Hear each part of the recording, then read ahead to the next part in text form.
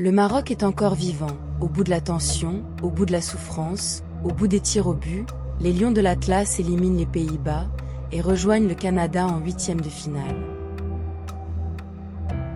Score final, Pays-Bas 1, Maroc 1, après prolongation, et 3 tirs au but à 2 pour le Maroc. Un match fou, un match fermé, un match qui s'est joué sur des détails.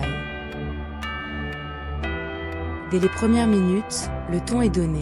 Les deux équipes mettent de l'impact. Le Maroc presse, les Pays-Bas répondent. Personne ne veut reculer. Chaque duel compte, chaque ballon devient une bataille. À la 20e minute, le Maroc frappe le premier. Sur corner, Nilel Enaoui coupe la trajectoire, sa tête est croisée.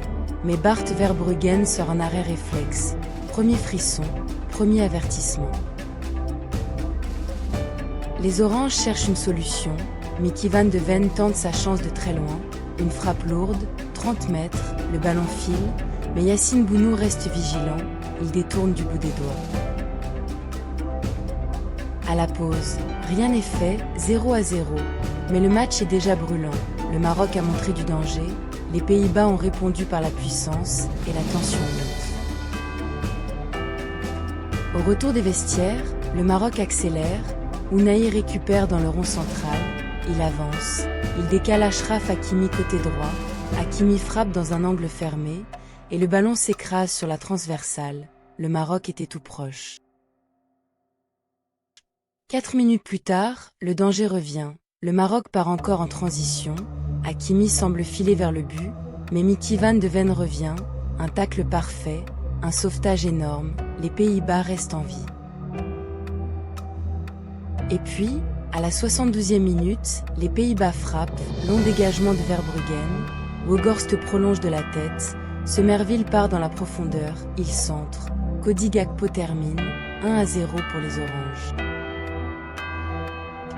Après le but, les Pays-Bas reculent, le bloc est bas, très compact, le Maroc garde le ballon, mais les espaces disparaissent, le temps passe, et l'espoir commence à glisser. Mais le Maroc refuse de tomber. Dans le temps additionnel, Shemseddine Talbi trouve une dernière ouverture, il centre, le ballon arrive dans la surface, tout le stade retient son souffle, et Issa Diop surgit.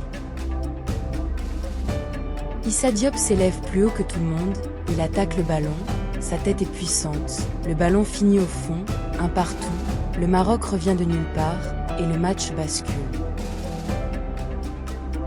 La prolongation commence. Les jambes sont lourdes, les visages sont fermés, mais le Maroc pousse encore, les Pays-Bas souffrent, chaque erreur peut coûter une Coupe du Monde.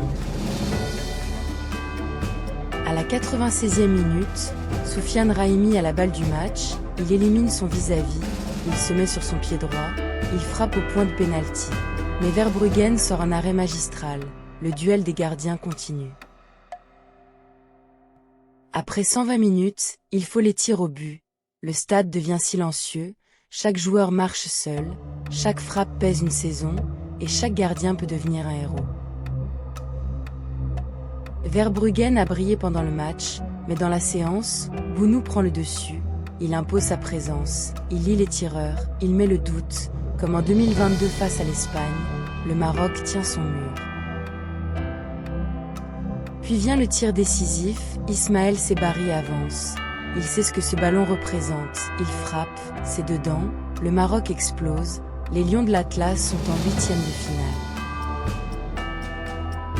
Le prochain rendez-vous est déjà connu, Canada contre Maroc, samedi 4 juillet 2026, 12h à Houston, 18h à Rabat, et en cas de victoire, le Maroc pourrait retrouver la France ou le Paraguay en quart de finale, la route continue, mais maintenant, tout un peuple y croit.